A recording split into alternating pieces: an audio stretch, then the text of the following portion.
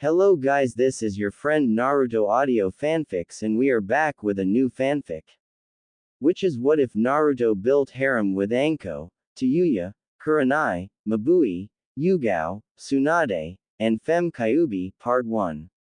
And if you enjoy this fanfic then please press the like button and subscribe to my channel for more fanfic like this. And now let's start the fanfic. Konoha was the shinobi center of the Land of Fire. It was a village that could lay claim to many things, its Hokage who have watched over the village since its beginning, lively and happy citizens, and its academy that trained the future generation of shinobi. Walking out of the convenience store closest to her home was one of the many shinobi hopefuls who attended the academy, a plastic bag holding her purchases hanging in her right hand. It wasn't anything to write home about. Her parents spent a lot of time working, so usually it was just her for super, so she usually just pigged out on snacks or heated up the occasional pre-made meal. She was a rather attractive girl for her age, sporting purple hair that was cut off at chin length save for the bangs on the left side of her face that stretched down to the slight bulges of her B-cup. Her attire consisted of a dull blue blouse that had a yellow and pink vertically stripped cloth covering the front that she had tied around her neck and waist. To cover her long legs she wore a red skirt that nearly reached her knees and dark blue shinobi sandals that came up to her mid-shin. As the sun lowered and the blue sky began to change to a vibrant orange, she shut her brain off and let her legs carry her along the same path home she'd been using for years. She didn't quite know what it was, but life had become so boring. Every day it was the same thing. She got up in the morning, got ready for school, tried to stay awake through class, hung out with her friends, and then headed home to repeat it all again the next day. Coming to an intersection, this girl who found herself trapped in a rut encountered something to push her out of it. With a thud, the girl was on her back, staring up at the clear sky above as the contents of her bag rolled across the ground. Ow! The girl hissed out as she pushed herself into a sitting position with her right arm while rubbing the back of her head with her other arm. Glancing around, the first thing she noticed was the food around of her, half of which had fallen out of their containers and spilled all over the ground. Shit! The girl cussed as she scrambled to salvage what she could. Hearing someone moving behind her, she spun around to grab whoever it was and pulled them to eye level as she stood on her knees. Hey jackass, that was my super. How are you going to make up for it, huh? She shouted as she got in the guy's face, only for her eyes to widen as she stared into blue eyes. Those blue eyes, that blonde hair and whisker marks, she knew who this was. Hell, everyone knew who he was. He's the kid everyone talked about with hushed words. As the blonde started to apologize, the girl let out a quiet sigh as she pushed him back to the ground. Forget it, she breathed out as she got to her feet. Nothing good would come of this if she stayed any longer. She'll just head back to the shop and get some more food. Pushing himself up, the blonde was ready to yell at the girl for pushing him when he saw her walking away. Is she really going to make that big of a fuss and then just walk away, like nothing had happened? Why don't you come to my house? The words flowed out of his mouth before he even thought about them. At first he was sure that saying that was a mistake, that she'd just laugh at him for asking, but she simply stopped walking away. After a pause, the girl looked over her shoulder. And why would I do that? The tone in her voice, it didn't come off as mocking or have any anger behind it, but rather, she was curious. With a bit of surprise and hope, a wide grin formed on the blonde's face as he folded his arms behind his head. My mom's a really good cook. I'm sure you'll love it. The blonde told her. Thinking back on it, it was probably a stupid reason, but the prospect of having a home-cooked meal after so long was simply irresistible to. She told herself that one visit wouldn't hurt, and now, well over a year later, she was in the blonde's room watching him pack for a protection mission his team had been assigned. With a sigh, Naruto paused in placing the supplies he had laid out on his bed into his backpack. Amy, it's kind of hard to pack like this, the blonde told the girl whose arms were wrapped around his neck. Don't care, Amy told him as she pressed herself into his back further. He was going to be gone for weeks guarding some bridge builder, she wasn't going to miss out on the few hours she had before he left. Doesn't your team have any missions today? Naruto asked as he started filling his bag again. Nuzzling her chin into the top of his head, Amy noted that holding him like this was getting difficult. She'd always been taller than him, but lately he was closing the distance. A few more months and he'll probably be taller than her. Ishiko-sensei gave us the day off because her love life sucks, Amy told him.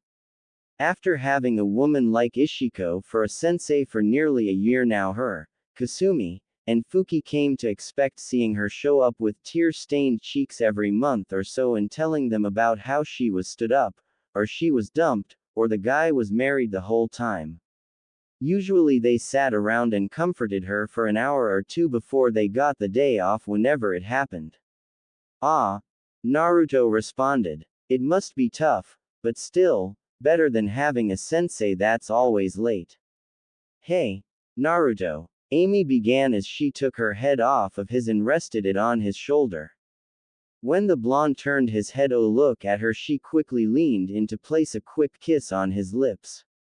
Leaning her head back, she grinned as the faint blush on his cheeks, consider that a good luck charm.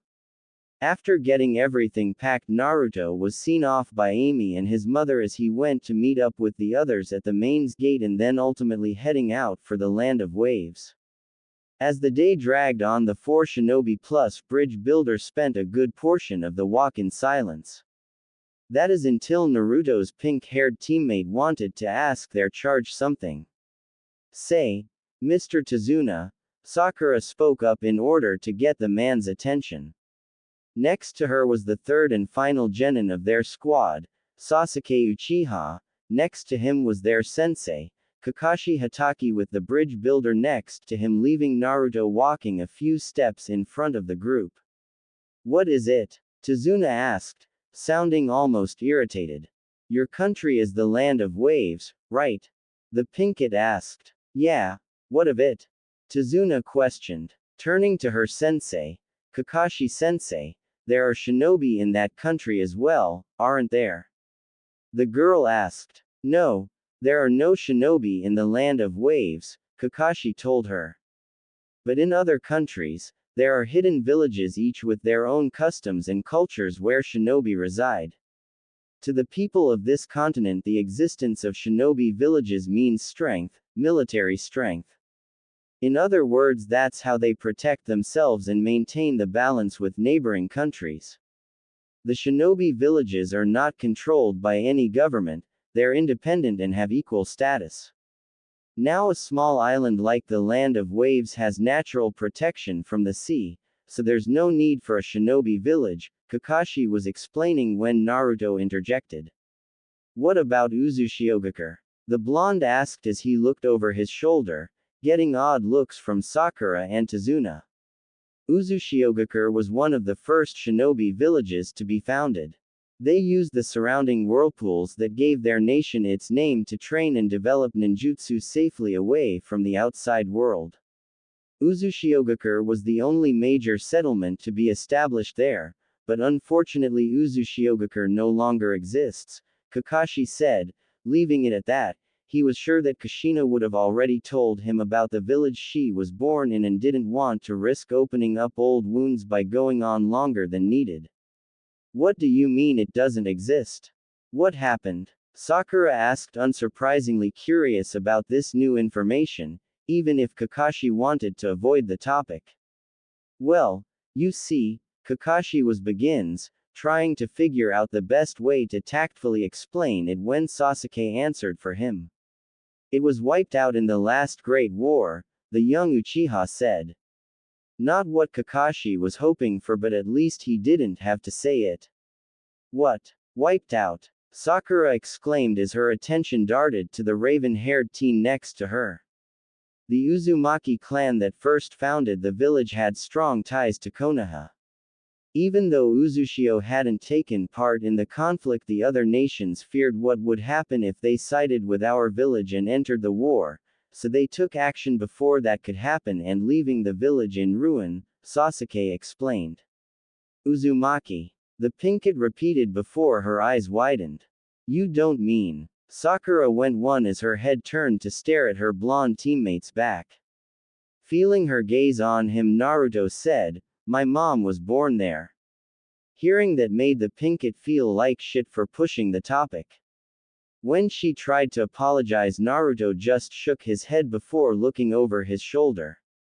You don't have to apologize, it happened a long time ago, the blonde told her with a grin. She still felt bad about it, but for now Sakura listened to the blonde. After that, the group returned to traveling in silence, albeit with a slightly uncomfortable atmosphere around them. As they moved further away from the village, they passed by a small puddle, surely a common sight, though it did catch Kakashi's attention. They passed by without any problem, but after their backs were turned, the small pool of water warped and rose until two figures clad in gas masks and sporting two large clawed gauntlets between them, one having it on his right hand while the other wore it on his left. With trained speed, the first shinobi threw his companion at the group as a long spiked chain shot out to connect their gauntlets. Before a normal human could react, they had the chain wrapped tightly around Kakashi's body, and with a swift tug from both of them, the chain tore through the man like tissue paper. As Kakashi's remain fell to the ground, kicking up a bloody cloud, Sakura let out a startled cry as she stumbled back, and Naruto let out a cry for his fallen sensei. Just as the blonde was going to rush over in some vain hope that Kakashi was alright, the two assassins popped up behind him, chuckling as they narrowed their eyes. Now it's your turn, one of them said as they moved to entangle Naruto like they had Kakashi. Reaching for his weapons pouch, the blonde moved to jump back, hoping he'd get out of their range before it was too late when Sasuke jumped into the action, unleashing a shuriken that pinned the chain to a nearby tree before following it with a kunai to pin his first thrown weapon into the trunk as well. As Naruto brought his kunai out, he watched as Sasuke landed on the gauntlets that were now keeping their owners at bay. Placing his hands on the gauntlets, the Uchiha kicked out with his feet, using the trapped chain to his advantage to add even more of an impact as his feet slammed into the pair's faces. With their chain hindering them now, they opted to detach themselves from it and split up, one of them rushing for Tsunade while the other went for Naruto. Hinoka. Hanakawa. Kushina called out as she wandered around the residence. Coming to a stop at the garden at the back of her home, she placed her hands on her hips and let out a huff. Where could that girl be? Seeing Amy tossing kunai as a target pinned to the large cherry tree, the red-haired woman called her over. Halting her arm before the next blade left her hand, the teen looked over to see the woman waving her over. Amy flicked it in the tree's general direction before running over to the woman. What do you need? Amy asked before she came to a stop in front of the woman. Hinoka. I haven't seen her since this morning. You haven't seen her, have you? Kushina asked. Oh, she went with Naruto, Amy easily answered, getting a surprised look from Naruto's mother. What the shinobi who had targeted Tsunade grunted out, his body being restrained by golden chains just before he was about to pierce through the genin standing between him and the old man with his metal claws. His partner wasn't faring much better as he stared down the person responsible for stopping them. Between him and Naruto was a woman with dark eyes and long, straight red hair tied into a thick braid which she wore with a white band. Her clothes consisted of a purple, sleeveless kimono blouse with yellow trimmings held close by a traditional obi with a long, streaming bow tied to it, having mesh armor underneath, and wearing a short white skirt with nothing covering her legs or feet. Hinoka? Naruto questioned as he found himself staring at the woman's back. Since when and how was she here? Looking over her shoulder, the teen gave him a warm smile and a quick nod. I suppose I should thank you for that, Kakashi said, directing everyone's attention up to the tree branch he was kneeling on. Kakashi-sensei. But Sakura was surprised as she from the man to where his remains should be only to see a pile of sliced wood. A substitution, the Pinkett commented with a few blinks as she put two and two together. Jumping down, the silver-haired shinobi began to casually walk over to the group, noticing the scowl Hinoka was giving him. I would have stepped in if they needed me, promise, Kakashi told the girl with a smile, even if it wasn't obvious through his cloth mask. However, his response didn't seem to change her mood as she jerked her head to the side, her scowl still in place. Oh well, turning his attention to the bridge builder. Tazuna, Kakashi said, getting a startled reaction from the man as Tazuna began sweating bluets. We need to talk, Kakashi told him. How did you know about our ambush? One of the enemy shinobi asked after the pair was tied to a tree. A puddle, on a clear day when it hasn't rained in weeks. Kakashi answered with a question of his own. In that case, why'd you leave it to the genin to do the fighting?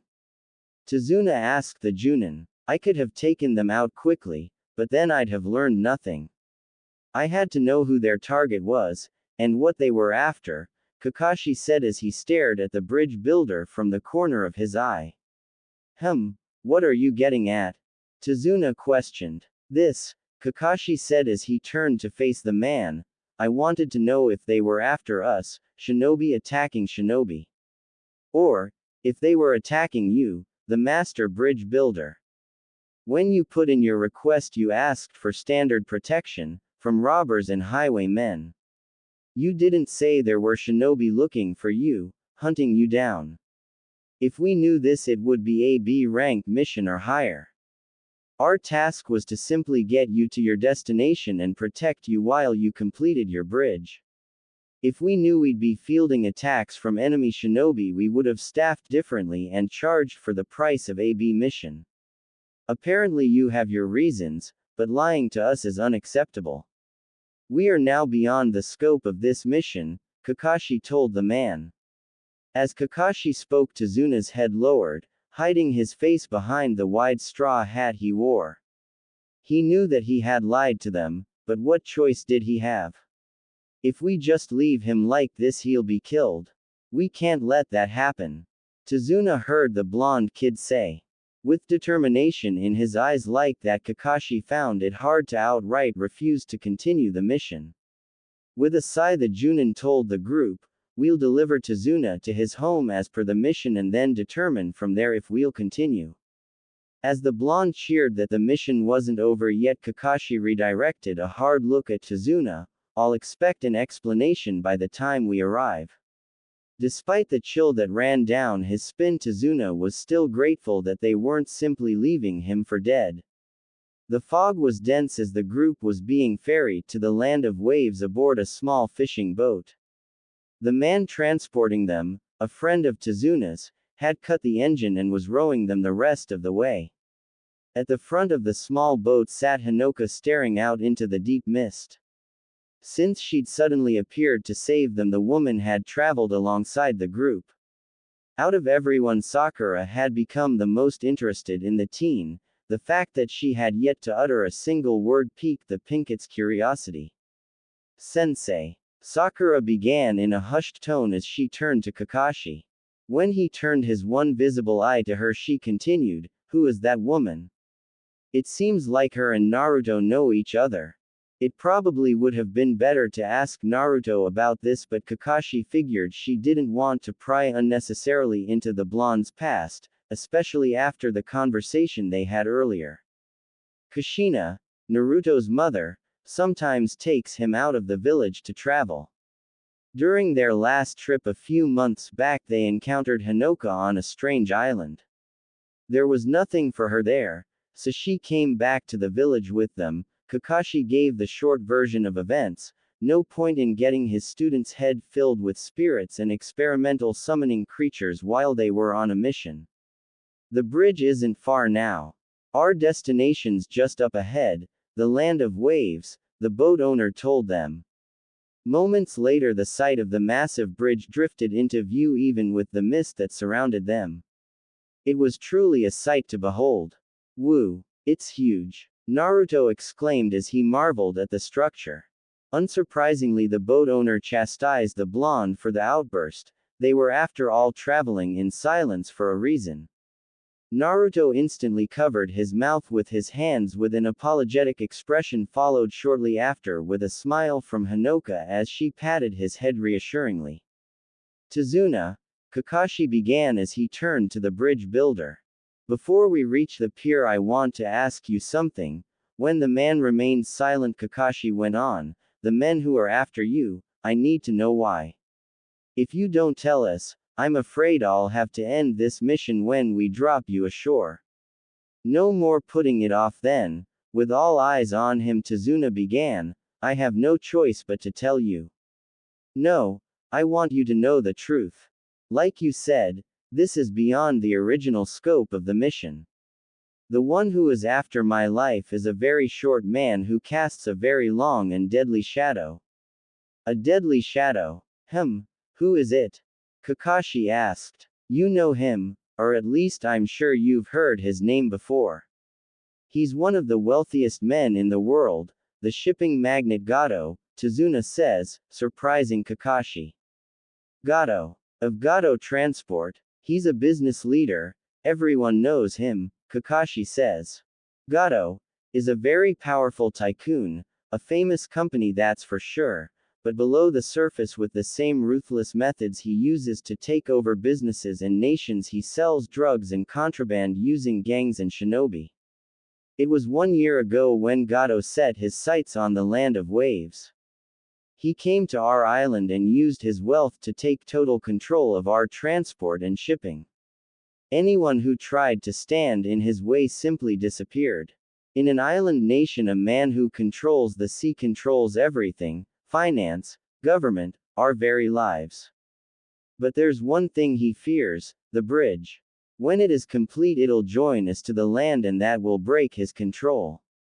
I am the bridge builder, Tsunade tells them. So that's it. Since you're building this bridge, you're standing in this gangster's way, Sakura summed up. That mean the guys we fought in the forest were working for Gato, Sasuke added. I don't understand. If you knew he was dangerous, knew he'd send shinobi to eliminate you, why did you hide that from us? Kakashi asked the bridge builder. Because the land of waves is a small, impoverished nation. Even our nobles have little money. The common people who are building this bridge, they can't pay for an A or B ranked mission. It's too expensive. If you end the mission when you drop me ashore, there will be no bridge. They'll assassinate me before I reach home, Tsunade tells them. Glancing up, the old man then said, but don't feel bad about that. Of course my sweet little grandson will be upset, he'll cry, Granddad. I want my granddad. Using his best, little kid voice, in regard to what his grandson would say. Oh, and my daughter will condemn the shinobi of Konoha, denouncing and blaming you for abandoning her father and living her life in sorrow, Tsunade tells them. Ah well, it's not your fault. Forget it, the man adds. Turning to one another, the shinobi all shared the same guilt-ridden expression. Well, I guess we have no choice, we'll have to keep guarding you, Kakashi says as he turns back to Tsunade and shrugs his shoulders. Ooh, I'm very grateful, Tsunade sincerely says while on the inside he was grinning like a madman for getting them to continue the mission. A little while later brought the group to a large stone wall built to break up large waves before they could reach the shore. As they went, the boat slipped into one of the many tunnels built into the wall. Once they'd passed through, they were met with the sight of a town built around and partially over an estuary with many trees growing out of the water. Apparently the fog hadn't crept to this side of the wide stone wall they'd passed through, as the sun was shining and they could see without restriction. Once they were on dry land, the boat owner told Tazuna to be careful before starting up his motor and driving off. Tazuna lived outside the town, so even though they were finally in the land of waves, they still had to walk to a different part of the island. Though at least it wasn't too far away. The next shinobi they send won't be Chunin, they'll be Junin, elite shinobi with deadly skills. Kakashi thought to himself as left the town. Scanning the immediate area, the man's lone eye landed on the back of Hanoka's head. Even if she wasn't supposed to be here, her presence helped relieve a lot of stress he'd otherwise have. Her skills may prove invaluable on this mission. As they were nearing Tazuna's home, Hanoka walked up to the blonde. From behind, Sakura watched them with raised eyebrows as the red-haired teen leaned in closer to the blonde, their shoulders brushing up against each other every now and then. What are they doing? Don't they realize we're supposed to be on the lookout for enemy shinobi right now? Sakura thought to herself, oddly more irritated by the display more than she should be. A quick glance to the side had her letting out a sigh as her eyes landed on Sasuke. If only me and Sasuke could be like that, the Pinkett thought to herself, picturing her and the Uchiha walking side by side. Just as Sakura was pulling herself out of her thoughts, her blonde teammate reached into the weapon pouch wrapped around his leg. Pulling a kunai out, Naruto turned to the side and tossed the weapon into a patch of bushes along the path and putting the others on edge in the process. After a moment, the blonde straightened himself out and relaxed his body with a confused look on his face. Did I miss? The blonde thought aloud. Hanoka let him know that they were being followed, but still, you'd think he'd get a reaction if he tossed a kunai at the guy. If nothing else, the blonde's question seemed to kill the tension he'd just made. As the others were grumbling or shaking their heads at the blonde, Kakashi went over to investigate. Pushing the brush aside, the Junin found a startled white rabbit below the kunai that was now embedded into a tree. Naruto, look what you did, Sakura angrily told the blonde when she saw the poor bunny. For Naruto's part, he immediately felt bad for scaring the thing half to death and rushed over to it, picking it up and cradling it while apologizing. Kakashi, however, had a different reaction, a much different reaction. That's a snow rabbit, but the color. They only have white fur during winter, when the days are short and there's little sunlight, the silver-haired shinobi thought as he looked around at the bright forest around them. This rabbit was raised indoors away from the light, which can only be for one purpose, a substitution jutsu. Looking over to Hanoka, he saw the woman on guard while the other were focused on the rabbit. So they're already here, Kakashi thought to himself. Hidden in the shadows of the forest, a tall, muscular man with short spiky black hair watched the group. Similar to Kakashi's black mask, this man's lower face was covered with white bandages. The headband he wore sideways displayed the markings of Kurigakure, marking him as a shinobi originating from that village. He wore no shirt, with the only thing covering his chest being a belt that supported the massive sword on his back. The clothes he did wear consisted of baggy pants with a stripped pattern and white arm and leg warmers with a blotchy brown pattern on them. No wonder the demon brothers failed in their mission, the man thought as he reached up to grab the handle of his weapon. It's the copy shinobi from Konoha, Kakashi of the Sharingan, the man thought to himself as his eyes came to focus on the silver-haired man. Feeling an oncoming attack, Kakashi spun on his heel while telling everyone to get down. From the trees, the massive sword of their enemy was spinning right for them, aimed to take of their heads. As everyone ducked to avoid the blade, Hanoka rushed to the center of the group, golden chains erupting from her back. Shooting out in front of her, the half-dozen chains formed a quick barrier between the group and the sword, sending the blade tumbling back. Jumping into the open, the sword's owner grabbed its handle before it could crash against the dirt. That technique. So you're an Uzumaki then? To think there are still some of you left in the world, the man commented as he and Hanoka stared each other down. Well, If it isn't Zabuza Momochi, rogue shinobi of Kurigakure, Kakashi remarked as the group got back to their feet. Turning his attention from Hinoka back to Kakashi, Kakashi Hatake of the Sharingan. Did I get that right? Zabuza said. After hearing Kakashi being linked to the Sharingan, Sasuke's eyes immediately darted over to his sensei. It's too bad, but you'll have to hand over the old man, Zabuza told him as Kakashi's hand came up to grab the headband he had covering his left eye. Quick!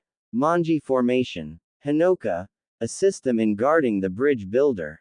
Kakashi told them before lifting up his headband to reveal a vertical scar running over his left eye that possessed the Sharingan. At his command, the three genin rushed to Tsunade and took up formation, with Hinoka coming up behind the bridge builder and redeploying her chakra chains to set up a protective barrier around them. Well, looks like I get to see the Sharingan, as well as the renowned special sea Chakra of the Uzumaki clan in action. This is an honor, Zabuza quipped as he saw the red eye and barrier of golden chains. Sharingan, what is it? Sakura asked, her curiosity getting the better of her, with Sasuke being the one to answer her. Sharingan, a rare dojutsu. The user of this visual jutsu can instantly see and comprehend any ninjutsu, genjutsu, or taijutsu and reflect the attack back on the enemy. However, there's more to the Sharingan than that, much more, Sasuke explained as his mind went back to his clan. Among the few you lived through the clan's internal war and remain in the village, only his mother and a small handful of now retired shinobi posses of fully developed Sharingan.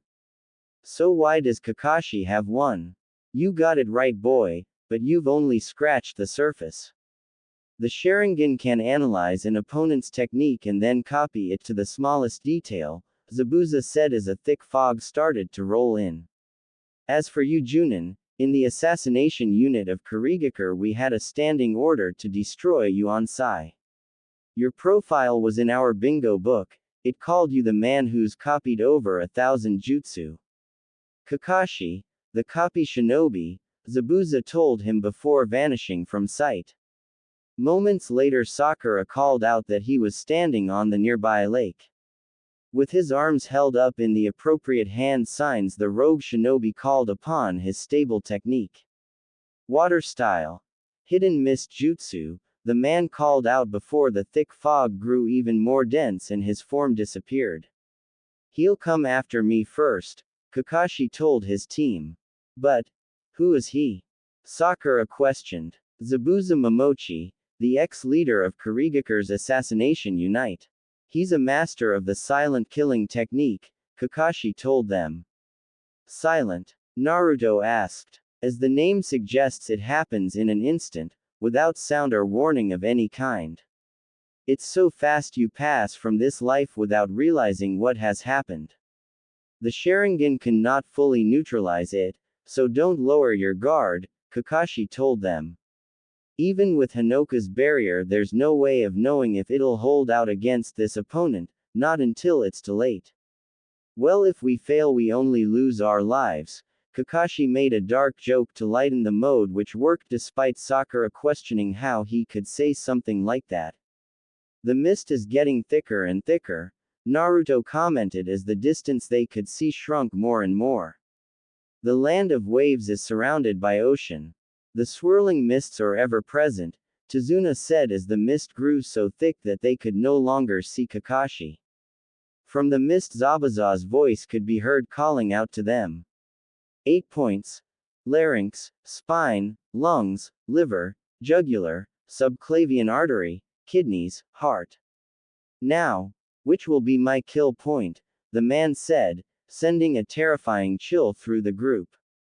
Bringing his hands together, Kakashi let loose a surge of chakra, dispersing a good portion of the mist and allowing his team to see him again. As the man did this, 2 chakra-infused kunai came from the still lingering mist to collide with Hinoka's barrier, testing its strengths. As the weapons fell harmlessly to the ground, Zabuza spoke up once again. It's said a master of the art can create a barrier that no man can break. I wonder, Do you possess that kind of skill? When the words reached the group, Zabuza dashed out from the mist, the Kubikiribocho held tightly in his hands as he swung the massive blade into Hanoka's barrier. Under the weight and power of Zabuza's attack, the chains buckled and sparked as the barrier strained itself but refused to yield to Zabuza's might. Wincing from the strain, Hanoka redoubled her efforts as Kakashi rushed over to take on Zabuza. Drawing a kunai, Kakashi shot straight for the assassin, thrusting the blade into his unprotected abdomen. Soon after, several splashed could be heard as water escaped from the wound. With a cry from Naruto, the Junin was alerted to a second Zabuza behind him. With Kubikiribocho ready to kill once again, the first Zabuza reverted back to water as the other swung his blade. Die! Zabuza shouted as he cut right through Kakashi. However, what fell to the ground after was not a core but another puddle of water. The water clone jutsu, Zabuza thought with widened eyes. It can't be. Even in the mist he saw through my illusion and copied it in an instant, Zabuza concluded as he felt the cold metal of Kakashi's weapon press up against his neck. Don't move, Kakashi ordered as he stood behind the rogue shinobi with a kunai ready to slice through his neck. It's over. You're finished, the silver-haired Junin told the man. When Zabuza simply began to chuckle at his statement, Kakashi was put on edge. Finished. You really don't get it, do you? Zabuza questioned. Your technique is nothing but a crass imitation. I'll never be defeated by a mere copycat like you, Zabuza said as Kakashi glared at the man. With a few more chuckles, Zabuza added, but you are full of surprises though. You'd already copied my water clone jutsu by the time I launched my attack. Very skillfully executed, leaving your clone out in the open while you hid in the mist, waiting for me to make my move. Nice try, Zabuza said before another one appeared behind Kakashi. But I'm not that easy to fool, Zabuza said as the one in front of Kakashi turned to water. With split-second timing, Kakashi ducked under Zabuza's attack, however that didn't mean he was safe. The Kubikiribocho continued in its path until coming behind Zabuza and planting itself into the ground. Using the weapon as a perch to amplify the impact of his next strike, Zabuza spun quickly and with a single kick he sent Kakashi flying into the lake. Firmly grabbing the handle once more, Zabuza rushed in for another attack but came to a stop just before hitting the water. As Kakashi went sailing through the air, he dropped iron spikes on the ground, but they did little to impede him as Zabuza simply jumped over them and dove into the water. Seeing their sensei get hit like that understandably left an impact on the three genin. Coming up for air, Kakashi took note that the water didn't feel right, like it was heavy or dense. However, he didn't have long to think about it as Zabuza ran up behind him. Ha! Fool, Zabuza mocked as he ran through hand signs. Once finished, he called out the name of his water prison jutsu and entrapped Kakashi in a sphere of water. Escaping into the water, big mistake, Kakashi thought as he took in the position he was in. He, this prison is made of water but it's stronger than steel. It's hard to fight when you can't move. So much for the great Kakashi, Zabuza said with a low chuckle as he stared down at his trapped foe, his right hand sticking into the sphere to keep it stable. I'll finish you off later, but first, your little friends will have to be eliminated, the man said as he turned his attention back to the group. With a single hand, Zabuza summoned forth yet another water clone from the lake. He's even more skilled than I thought, Kakashi worriedly thought as Zabuza began to chuckle again. You think having a headband makes you a shinobi? When you've hovered between life and death so many times it doesn't even faze you, then, you may be called a shinobi. When you've become so deadly your profile is entered into my bingo book, then, you may have earned the title shinobi. But to call upstarts like you shinobi, is a joke, the clone spoke before summoning forth more fog. This was bad, The genin couldn't fight Zabuza alone and Hinoka needs to concentrate on the barrier if it's to survive an attack from the man. Looks like there's no other choice. Listen, take the bridge builder and run. You can't win this fight. He's using all of his power to keep me in this prison so he can only fight you with his water clone, but the clone can't go far from the real body. If you go far enough he can't follow, so run. Kakashi called out to the group. No. They couldn't just leave him. With his hands tightening around his kunai, Naruto was ready to take this guy on, but a hand coming to rest on his shoulder eased his anger. Hinoka, what is it? The blonde asked as he looked over his shoulder at the woman. Without uttering a single word, the Uzumaki girl conveyed what was on her mind as the pair stared into one another's eyes. Got it. You want us to protect the bridge builder, Naruto said as he turned his head back forward. He wanted to get in on the action, but this was their best option. We can't run away. We're dead if we run, Sasuke argued after hearing the blonde. Even with Hinoka's protection it'd only be a matter of time before he got around her barrier, the Uchiha reasoned. Hinoka was a skilled shinobi, but this was beyond her capability.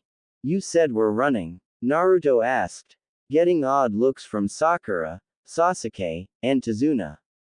Turning to Tazuna, Hinoka stared deeply into his eyes, and while the bridge builder didn't have the advantage of shinobi training, even he could tell what she wanted to say. I never hired you in the first place. I've no right to stop you if you want to help there, sensei, Tazuna told the girl. With a warm smile she gave the man a nod before taking down the barrier. Turning to the water clone, Hinoka once more put on a determined expression. So, finally going to fight, are you? Zabuza asked as he stared the woman down. There's only ever been one Uzumaki to make it into my bingo book, the clone said as it reached up for its sword. Let's see how to stack up to Konoha's Red Death, Zabuza taunted her. Back with the original Zabuza. What are you doing? I told you to run. This fight was over the moment I got caught. Kakashi yelled out to the group. However, his cries fell on deaf ears as Hinoka charged the water clone. As the red head approached, the clone Zabuza's Kubikiribocho came off his back. Leaning back, Hinoka used her momentum to slide under the swinging blade.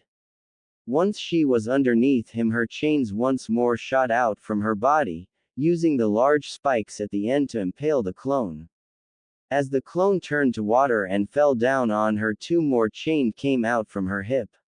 Shooting out to the water's edge, they planted themselves into the earth, and by pulling them back to her, Hinoka was able to rapidly propel herself towards the real Zabuza.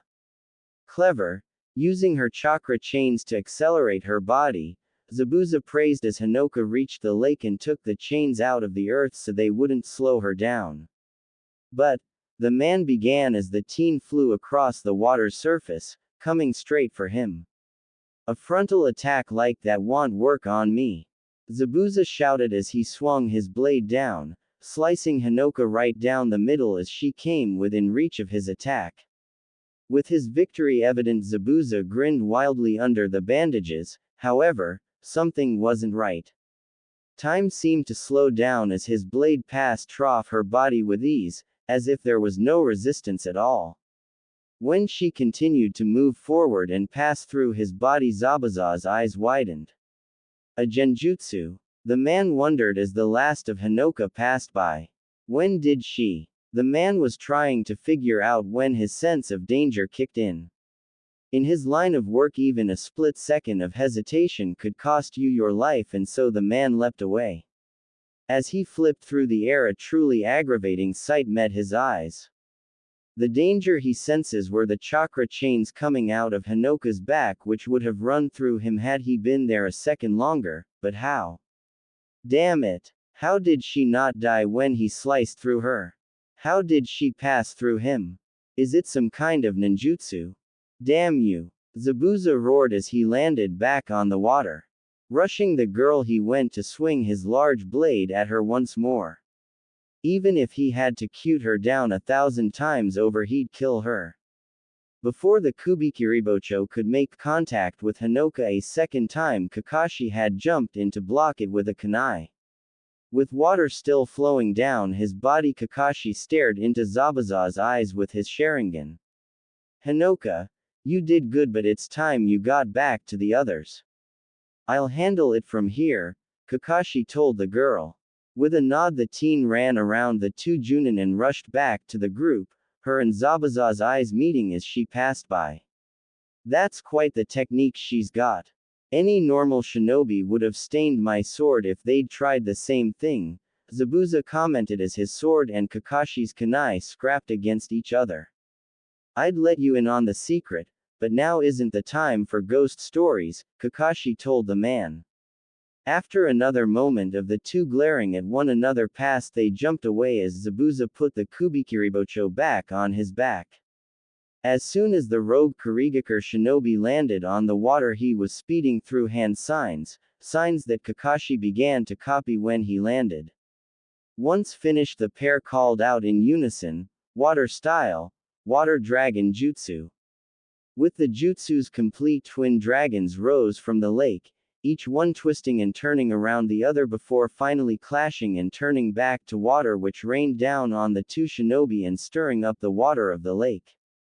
Once more the two combatants clashed sword against kunai as the after effects of their jutsu continued to kick up waves in the lake. Something isn't right, Zabuza thought as he ran through what just happened in his head. The Sharingan can comprehend and replicate the enemy's technique, however, both just occurred simultaneously. Could he? The man thought to himself. Breaking away again, the two stood opposite one another. Beginning to run in a circle, Zabuza watched as Kakashi followed his every move beat for beat, even coming to a stop at the same time he did and replicating his pose without hesitation. He's not just following. He's moving in the same way at the same time, Tazuna commented as they watched the fight. How's he doing that? How Sasuke? Sakura asked but received no answer from the Uchiha.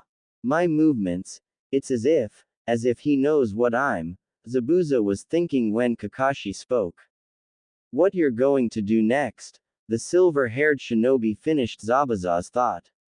What? The man questioned with wide eyes as he stared at Kakashi. Is he reading my mind as well? Zabuza wondered. He looks at me with that eye, he thought as he stared into Kakashi's Sharingan. It makes you furious, doesn't it? Kakashi asked. Ha, all you're doing is copying me, like a monkey, Zabuza told him as he started on a new set of hand signs. You can't beat me with cheap tricks, I'll crush you. Zabuza and Kakashi said in unison, pissing Zabuza off. When I'm finished with you, you'll never open that monkey mouth again. Zabuza yelled. As they continued going through hand signs, a figure began to appear behind Kakashi. What is that? Zabuza wondered as it slowly took shape. Eventually the murky figure took his form. It's me. But how? Is it a genjutsu? The man wondered as Kakashi finished his jutsu. Water style. Giant water vortex jutsu, Kakashi called out, stunning Zabuza as a stream of water came out of the lake and formed a ring in front of Kakashi. That ring quickly expanded till it was a giant surge of water that launched out towards Zabuza. Impossible! Zabuza cried out just before the water slammed into him. Carried along in the violent current, Zabuza wondered who Kakashi could use that jutsu first when he was just about to use it. He copies my jutsu before I can even do it. I can't keep up. Zabuza mentally shouted as the vortex ripped through the forest, carrying him with it before finally slamming him into the trunk of a tree and dying down. When the water receded and Zabuza started coughing and gasping for breath, several kunai flew through the air and pierced his arms and legs. In the branches above, Kakashi stared down at the man. You're finished, Kakashi told him. Shakily tilting his head up to look at the silver-haired man, Zabuza asked, how? Can you see into the future? Yes, Kakashi answered as he pulled out another kunai. This is your last battle, ever, Kakashi said, ready to finish the man off when two Senbon needles shot through the air and embedded themselves into the rogue shinobi's neck. With stunned expressions, everyone turned to see who launched the sudden attack. Standing on the branch of a nearby tree stood a young woman about the same age as Naruto and the others. She wore a green haori with white trimmings that was held together by a brown sash with a fringed trail that she had wrapped twice around her slim waist. Under that were brown, stripped clothes that covered everything except for her hands and lower legs, with the bottom half of the clothing being very loose and baggy. Her sandals were light brown with green straps. Her long, black hair was gathered into a white bun holder with two locks remaining to frame fair face while bound with metal hair cuffs at the ends. Covering her face was a white mask with curved, red markings over where her mouth would be and having curved slits for her to see out of. On the forehead of the mask was the symbol of Kurigakure etched into the material. Hemhei, you were right. It was his last battle, the new shinobi commented as Zabuza's body laid unmoving on the ground. For a few moments the group just stared at her, a range of emotions running through them. Eventually Kakashi jumped down next to Zabuza's body to check for a pulse. No vital signs, Kakashi confirmed before his attention moved back to the masked shinobi.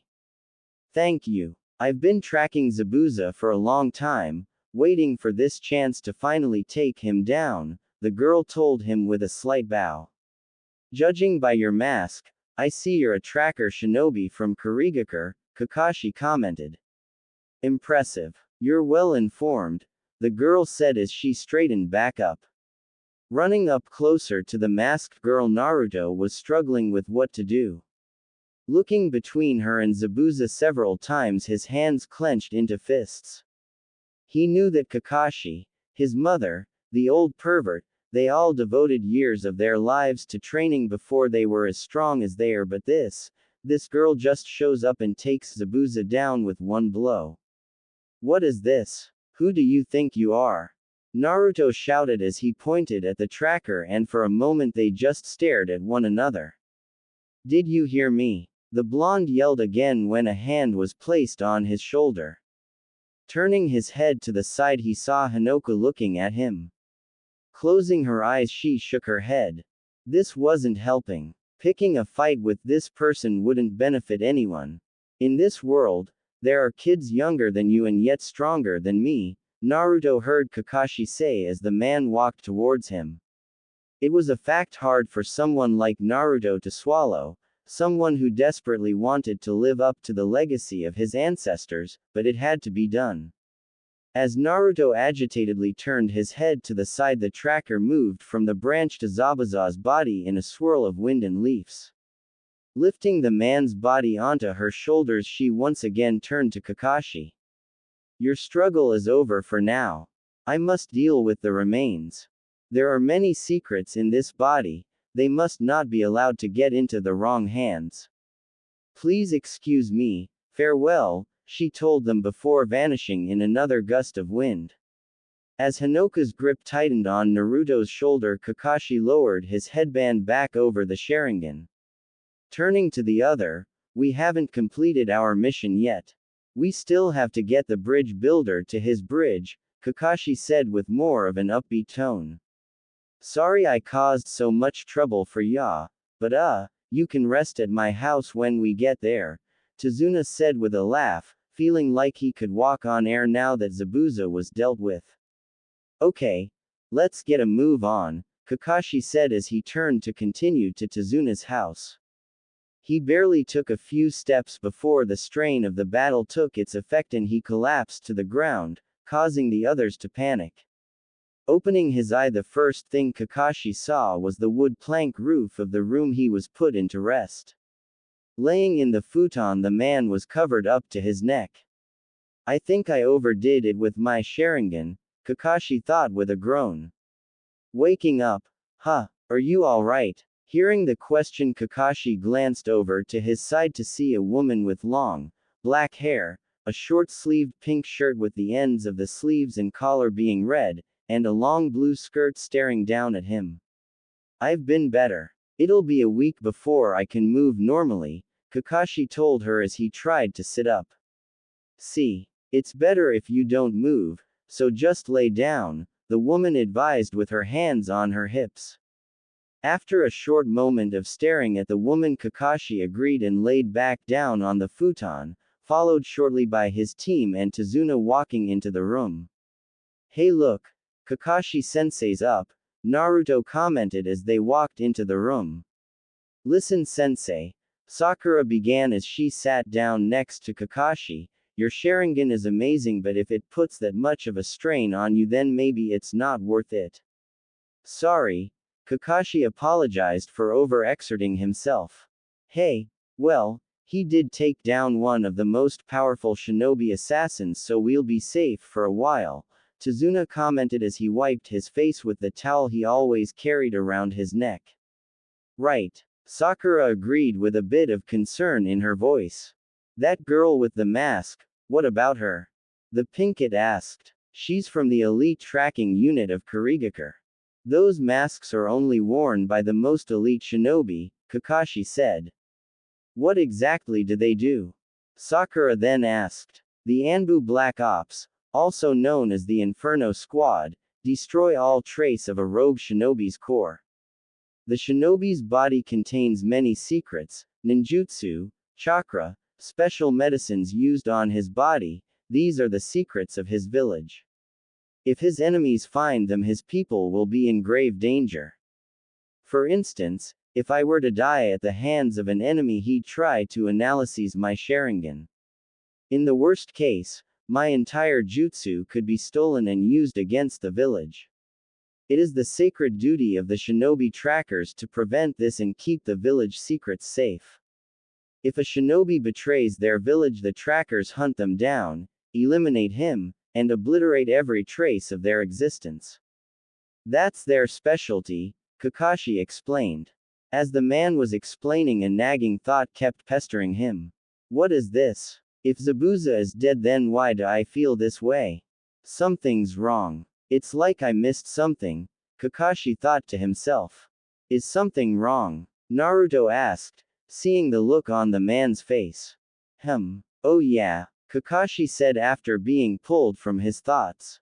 As I was saying, tracker shinobi deal with the body immediately, on the spot, so there is no room for error, Kakashi told them.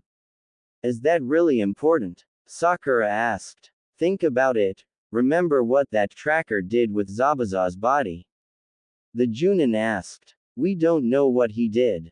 I mean, I guess she took it away somewhere, Sakura answered. Exactly, but why? She should have worked on Zabuza right there, as quickly as possible, Kakashi told them. Think about the weapons she used for the takedown. Do you remember what they were? The man asked. Sasuke was the first to answer. Senbon needles, the Uchiha said as he realized what Kakashi was getting at and his eyes widened. Exactly. None of it adds up, Kakashi responded. What are you all yammering about? You demolished that assassin, Tsunade interjected. Here's the truth. Zabuza is still alive, Kakashi said, surprising everyone except for Sasuke and Hinoka. But we saw his body. Naruto reasoned. Kakashi-sensei, you checked him yourself. You said that his heart stopped, Sakura added.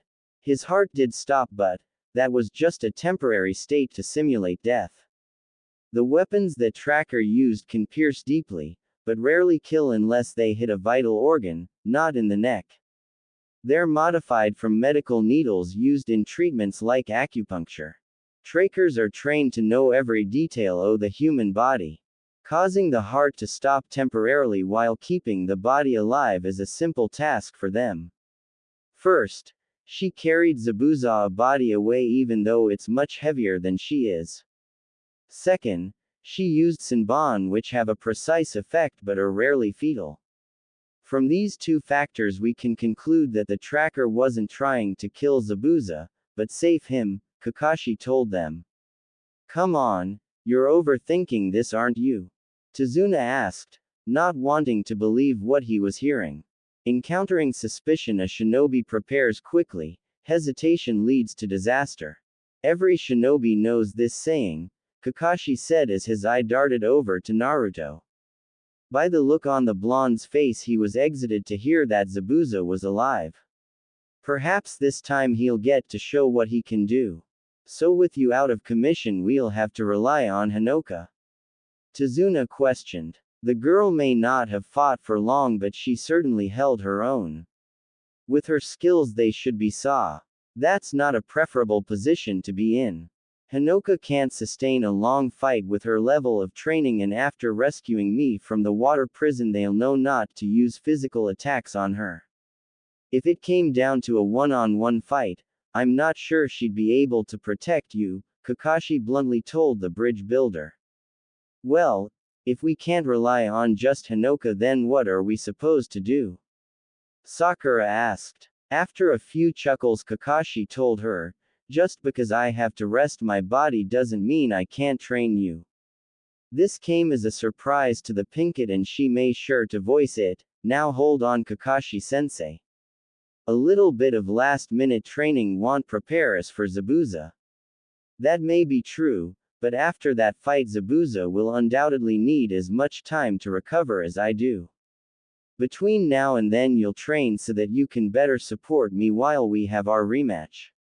On top of that, we can expect his accomplice to take part in the fight now that we know they're working together.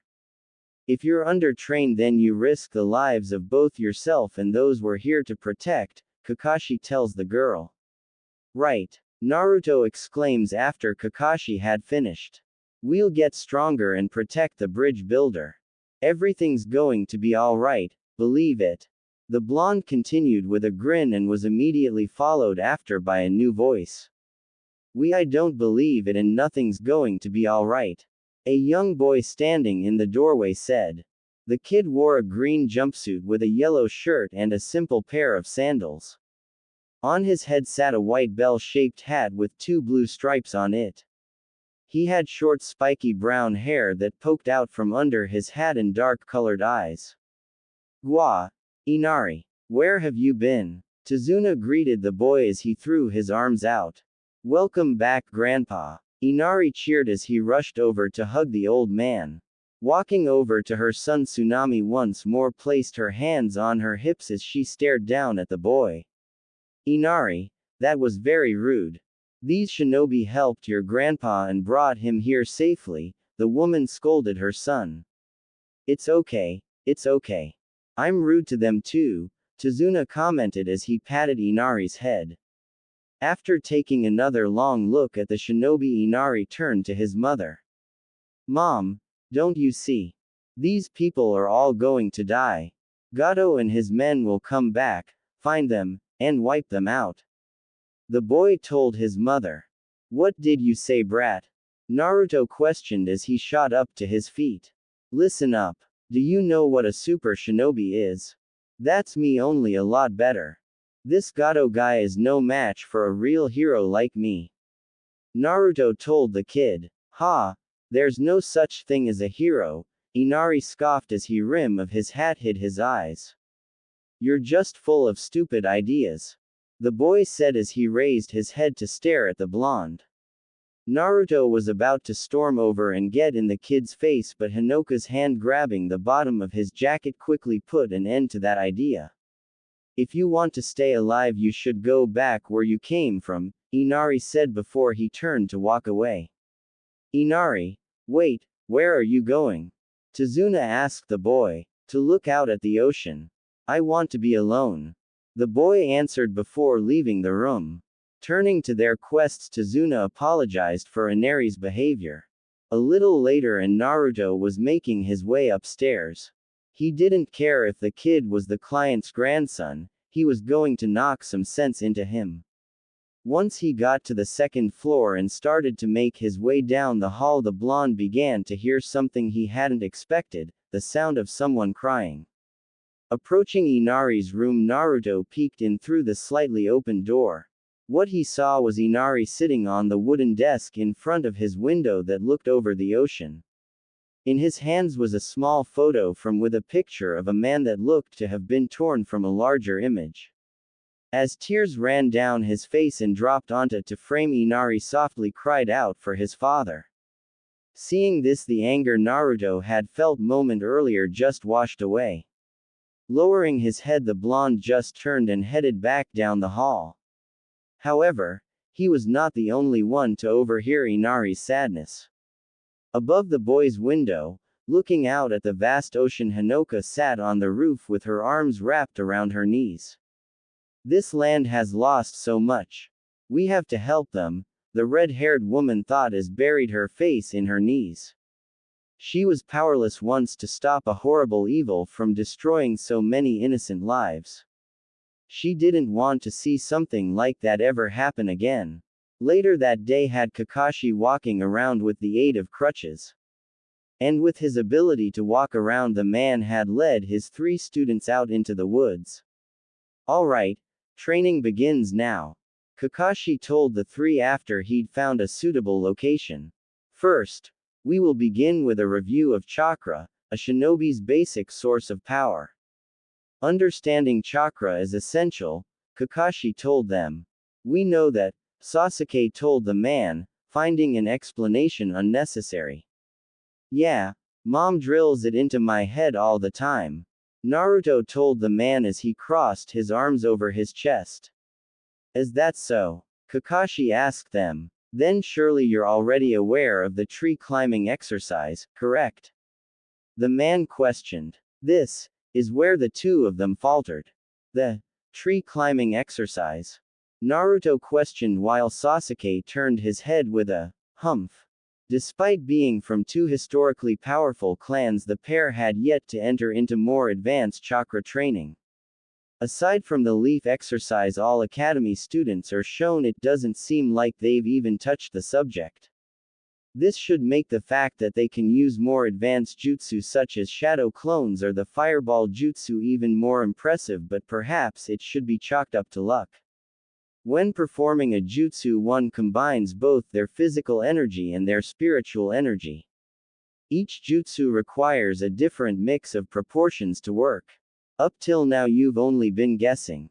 Even if you produce a lot of chakra, if you can't balance and control it, it's all worthless. Either the just you won't work or it'll just be a joke. You waste so much energy that way and then you're out of chakra and you can't fight at all. You're just a target, Kakashi explained. So how do we fix that? Naruto asked. Train so hard that controlling your chakra becomes second nature, Kakashi tells them. So what do we have to do? The pink kid asked. Simple. Climb a tree, Kakashi answered with a smile. Obviously this was a surprise for the genin as they questioned what he told them. Well, there is one catch. You're not allowed to use your hands, the man told them. What? You're kidding, Sakura commented after hearing that. Am I? Let's see, Kakashi responded as he turned and walked towards the closest tree. Before the 3's very eyes, the man walked straight up the truck as if he was strolling down the tree, even coming to stand upside down on one of the branches. Well, you get the idea. Focus your chakra towards the soles of your feet and use it to connect to the tree. This is one way to apply the power of chakra, Kakashi explained. What a minute, Sakura called out. That's a nice trick, sensei, but how is it going to help us fight Zabuza? The pink kid asked. It's the only way to fight him, Sakura, Kakashi quickly responded. That's the whole point of this training. First you'll learn to focus a precise amount of chakra to a precise point in the body. This type of climbing requires a subtle mix of physical and spiritual energy, and the bottom of the feet are the most difficult to focus chakra to. Are you getting the picture? If you can master this, then you will be able to master any jutsu. Kakashi told them before adding at the end, well, theoretically. The second point is to maintain chakra levels. In battle it's even harder to maintain and control chakra levels, a deadly mistake. To avoid this, maintaining chakra must become second nature. Effortless, the man told them. Well, I could go on all day, but that won't advance your skills now, will it? You need to apply the power of chakra. Through training, Kakashi said as he pulled out 3 kunai and tossed them to his students' feet. Use the kunai to mark the tree at the highest point you can climb, without using your hands. Then try to get past that mark the next time, and the next. At first you'll need to run at the tree so your momentum will take you as high as possible, until you get used to it. Ready? Kakashi instructed them. Elsewhere, among the islands that make up Wave, a large cone-shaped building was located among many large trees. This building was Gato's main hub for his illegal activities within this small island nation. It was here that Zabuza was recovering. Sitting beside his bed, Haku watched over her master, her face no longer hidden behind her mask. She had delicate features and deep, caring brown eyes. Hearing the doors creak open, the girl looked over her shoulder to see Gato stroll into the room accompanied by 2 of his thugs. Both of them claimed to have had samurai training in the past and both of them lacked any honor. Some Junin, the unbeatable shinobi, just got beat. Limping back home like some pathetic has-been, the corrupt businessman remarked. Demon of the hidden mist, ha ha ha, more like coward of the hidden mist, the short man insulted. Hearing this, Haku stood up, the wooden chair she'd been sitting in clattering against the stone floor as Gato's thugs reached for their blades. Drawing swords? Haku asked as she watched the men from over her shoulder. Honestly, it was more amusing than anything else. Hang on a minute, Gato instructed his men as he walked by them. Alright, let's hear what you have to say about this fiasco, Gato said as he walked up to Zabuza's bed. And don't play possum. I know you can talk, Gato said as he reached out for the man, only to wince in pain when Haku grabbed hold of his arm. Keep your filthy hands off of him. Haku lowly growled out as she glared daggers at the man and squeezed just a bit harder. Og, you're gonna break it, the man shouted. Seeing the guy who writes their checks in danger, the 2 samurai thugs drew their swords and rushed the girl. However, they were unprepared for her speed and skill as they were quickly disarmed and had the tips of their own blades brushing up against their throats. Don't push me. I'm in a really foul mood, Haku warned before tossing the swords to the other side of the room. As Gato and his men backed off towards the door, he made one last warning. One chance, that's it. If you fail this time, I'll cut you off and then there'll be no one left to cover for you.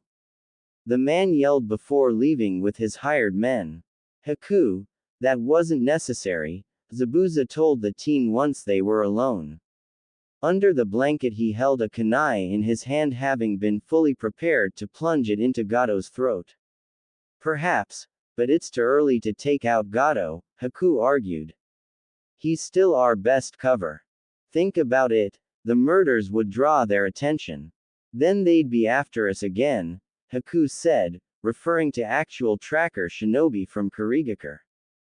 We need restraint, the girl told him with a smile.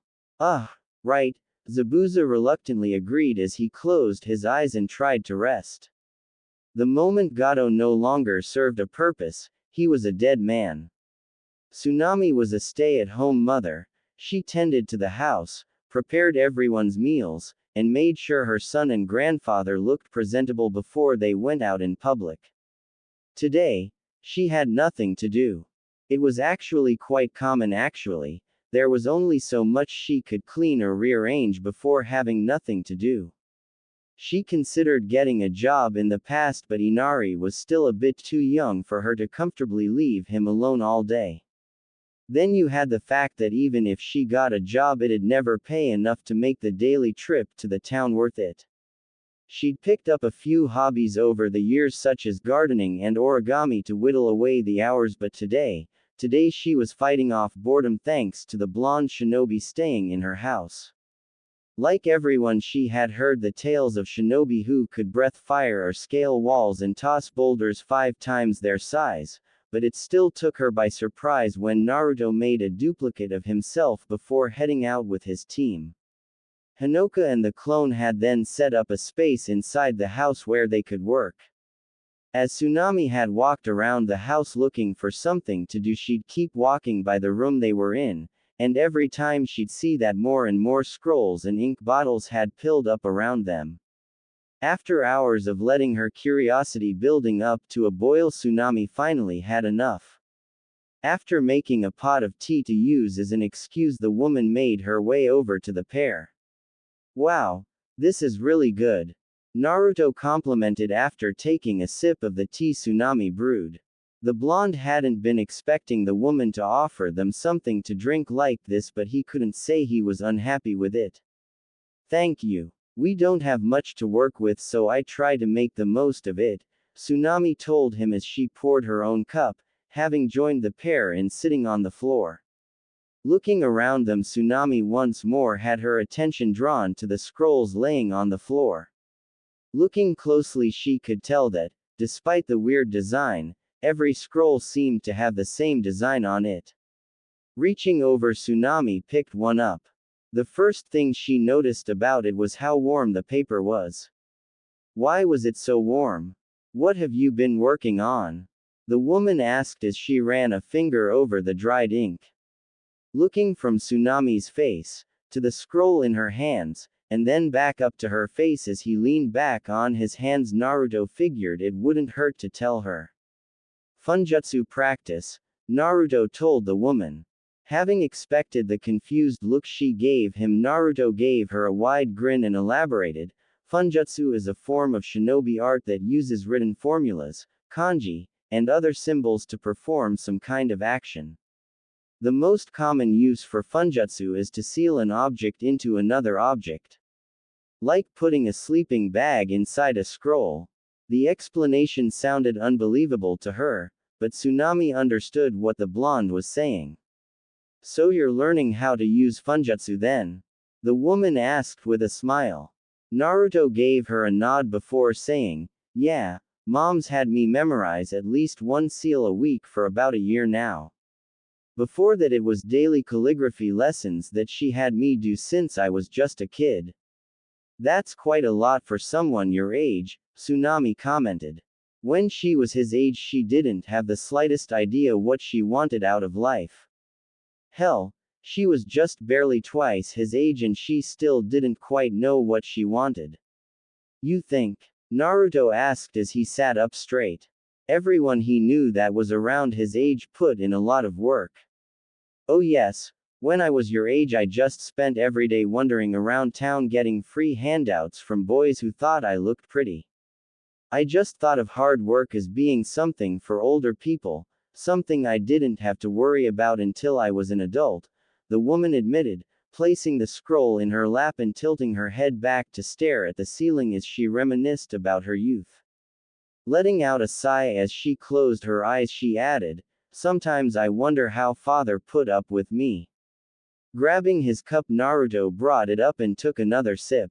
Holding his cup a few inches below his chin, Naruto commented with a big grin, "Well, you are petty." While Naruto had meant it as a harmless compliment, hearing someone half her age call her pretty was quite the surprise. With flushed cheeks, Tsunade began to chuckle nervously, "Oh come on now. You don't need to flatter an old woman like me. But it's true. You're really pretty," Naruto told her and watched with a bit of confusion as more of Tsunade's face turned red. She'd never admit it, but having Naruto call her pretty was quite the ego boost, even if it was embarrassing. Looking to her other side, Tsunade worried about how she must look right now. Even without looking in a mirror, she knew her face was completely red after that. Though, her embarrassment was soon forgotten when she noticed that Hanoka was holding her ceramic cup with both hands and staring down at her own reflection. The look on the girl's face was, to best describe it, odd. "Is something wrong?" Tsunade asked, her face returning to its normal hue. Widening her eyes, Hanoka's head jerked up to look at Tsunade. Shaking her head enough for her bangs to fly about her face, Hanoka gave the woman a big smile before drinking from her cup. Lowering the cup, Hanoka let out a blissful sigh.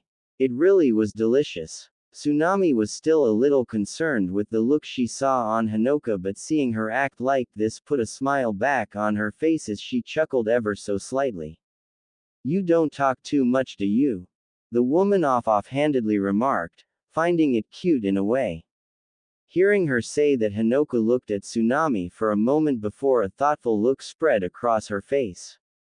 Looking straight ahead at Naruto, the girl looked him in the eyes as she gave him a sharp nod. It took Naruto a moment to understand what she was trying to say, but after living with her for months now, he was positive he knew what she was thinking. Are you sure? You can't change your mind once I tell her? Naruto asked the girl to make sure she was serious about this. Hanoka's response was another nod. Seeing their interaction, Tsunade couldn't help her curiosity. Tell me what? The woman asked. Everyone has their secrets, but honestly, you can't just tease her like that and expect her not to ask. Both of them turned towards Tsunade and stared at her intently. If Tsunade was honest with herself, it was a bit off-putting. Tell me, are you scared of ghosts? Naruto eventually asked. Ghosts? They wanted to know if she was scared of ghosts. Blinking in confusion, Tsunade responded, No, I can't say I was ever really scared of ghosts. Really? What are they trying to get at with this?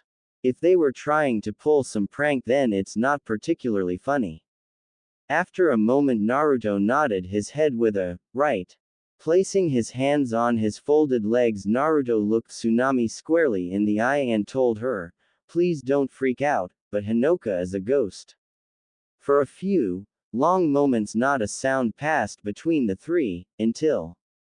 Fifth. Ha ha ha ha ha. Tsunade tried to hold back her laughter, but at the end she failed horribly.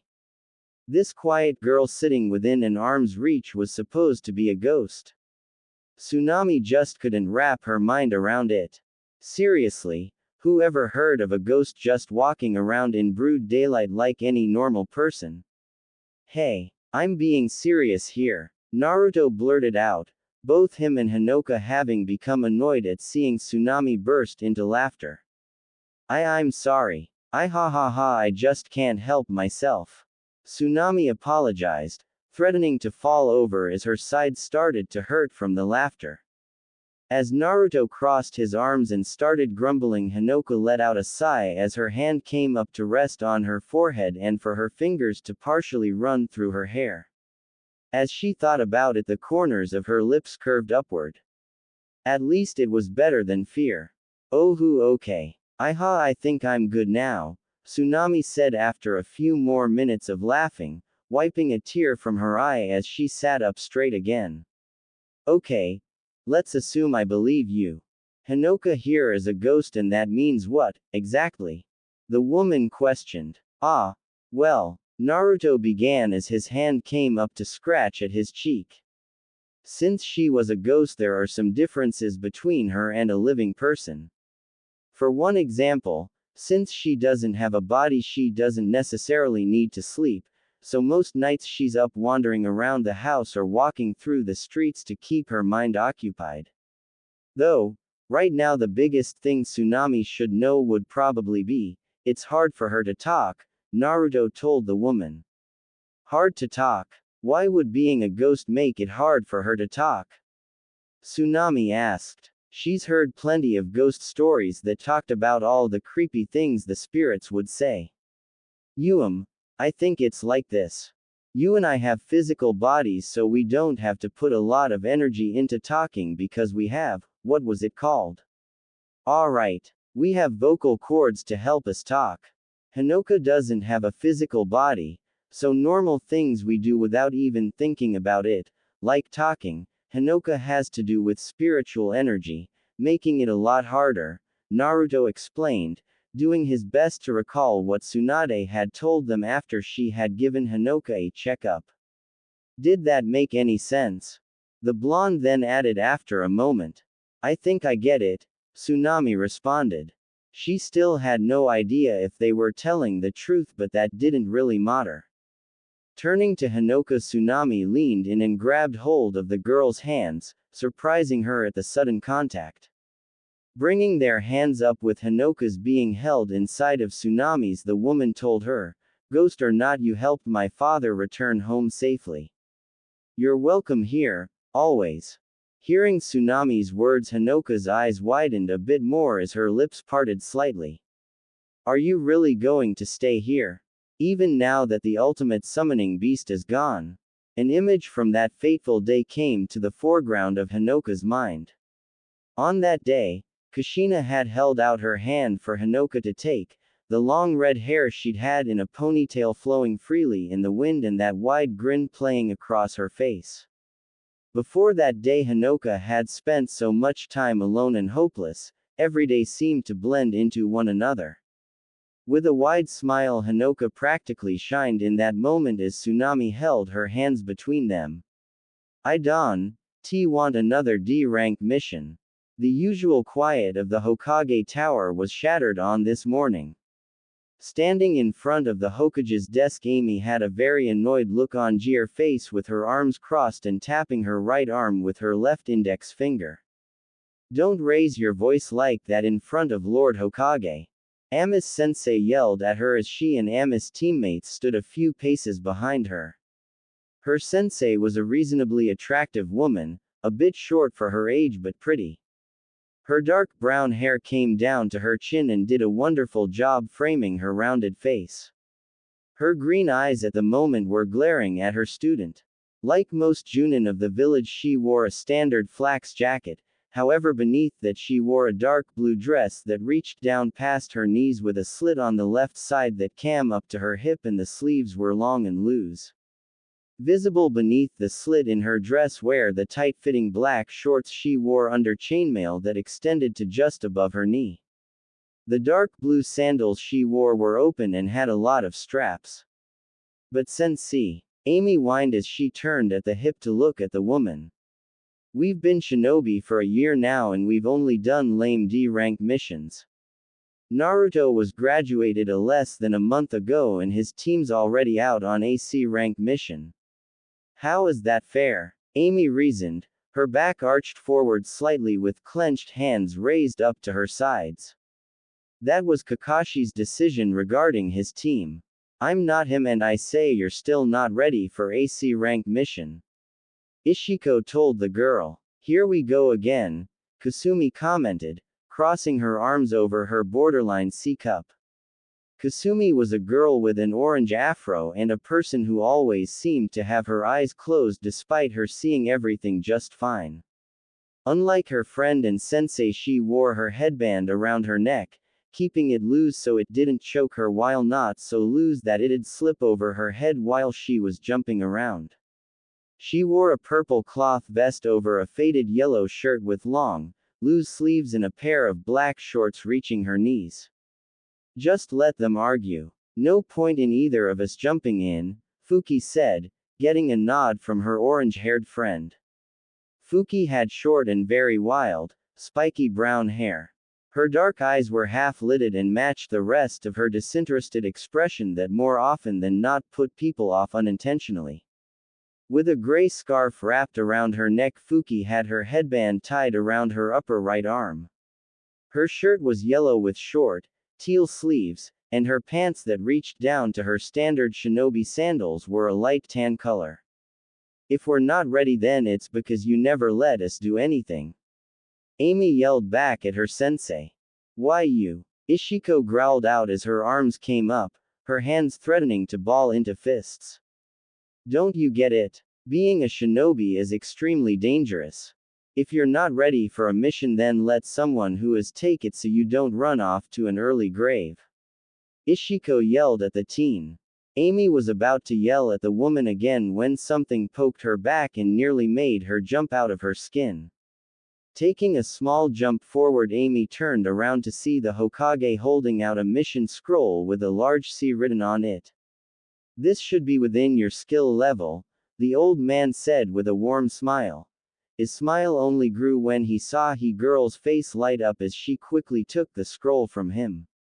"Thank you. Thank you. Thank you," Amy repeated while grinning like a madman.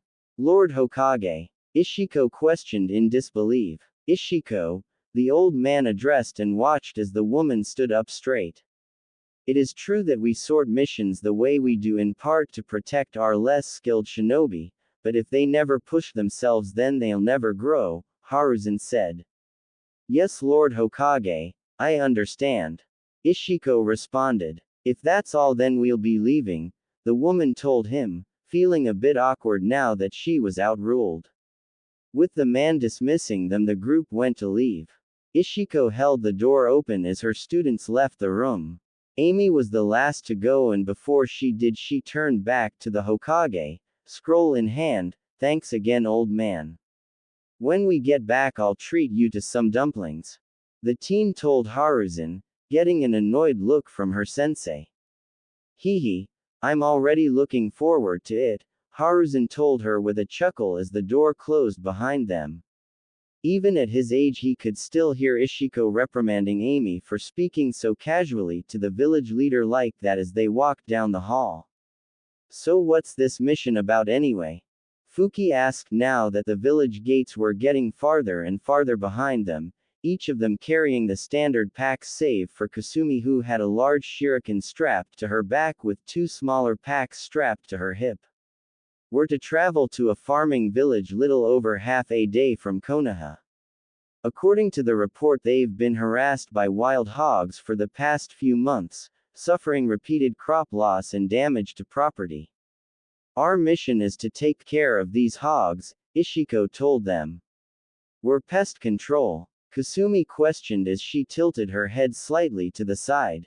If I wanted to do that I would have gone to work with my cousin, not spend my life becoming a shinobi, the teen complained. Don't blame me, Amos the one who insisted we take on a C-rank mission, Ishiko commented, directing the girl's growing annoyance at the purple-haired member of the team. Feeling Kasumi and Fuki's eyes fall on her, Amy looked off into the forest with a nervous sweat. So the mission's shit, whatever. It's a step in the right direction at least, Amy boldly declared as her head jerked back forward. Besides, can you honestly say this is any worse than picking weeds or picking up trash? The girl asked as she looked over at her friends. Taking a moment to think about it, the two had to admit, yeah, I guess fair point. Word had been sent ahead of them via Messenger Hawk that a shinobi team had been sent out to handle the mission, and so many of the villagers were waiting for the group on the outskirts of the village. Shinobi of Konoha, welcome to our village, a man whose black hair was just starting to turn gray greeted as he stepped forward from the rest of the villagers. Coming to a stop in front of the man, Ishiko stretched out her arm to shake his hand. As the woman was about to speak, Fuki beat her to it. This is quite the welcoming party you got here, the teen commented as she eyed up the villagers with her right hand resting on her hips. Coming to the front of the group, a tall man with a chiseled chin, short black hair, and a muscular body build from hours of work spent on the farm every day commented, well, when our livelihoods rest in your hands you better believe we'll be out here to welcome you with open arms. Fuki was saying when Ishiko slid in front of her with hearts in her eyes.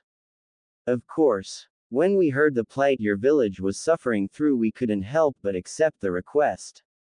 Ishiko gushed, her hands clasped together in front of her chest as she stared into the man's amber eyes. Behind her, her genin team just rolled their eyes at the woman's antics. With Ishiko distracted, Kasumi stepped forward to talk to the man who'd originally stepped forward from the other villagers. Can you tell us more about the wild boars? The girl asked. Yes, the wild boars, the man began with a slight nod. It's not unusual for them to visit our village every year from the nearby mountains. Usually we can just set up a few traps to capture them and be done with it, but this year we had set up the traps like always, but when we went to check them the next morning they'd been torn apart, left as nothing more than heaps of twisted metal, the man explained. Sounds like that's take some serious strength, and you say all of the traps were like that? Kasumi asked as she folded her left arm under her chest and rubbed her chin with her right hand. Not all. We still have a few traps left, but none of them have captured anything this year, the man told her. I see. Kasumi murmured. To be able to tear apart a metal cage, are they dealing with a shinobi here? Don't worry, we'll have this all sorted out before you know it. Amy proclaimed with a wide grin as she jabbed her left thumb into her own chest. Yeah, if we can't catch them with a trap, we'll just track them down and beat them into submission with our bare hands. Fuki exclaimed as she slammed her fist into her open palm. Right, Kasumi agreed with a confident nod. After hearing these two say something like that, they better not fail. They wouldn't want to look like idiots now, would they? As night fell, Amy headed out to the fields north of the village while Kasumi headed west and Fuki patrolled along the forests that stretched up the mountains to the east. Their sensei stayed in the village to hit on the hunk from earlier or keep an eye out for any wild hog that may end up in town. Kasumi had requested that they use the remaining traps, and now they were patrolling their areas, making sure to regularly check the traps within those areas. Coming to land on one of the 3 traps set up in her area, Amy glanced down to see a hog soundly trapped behind bars, having been lured in by the fruit left inside as bait.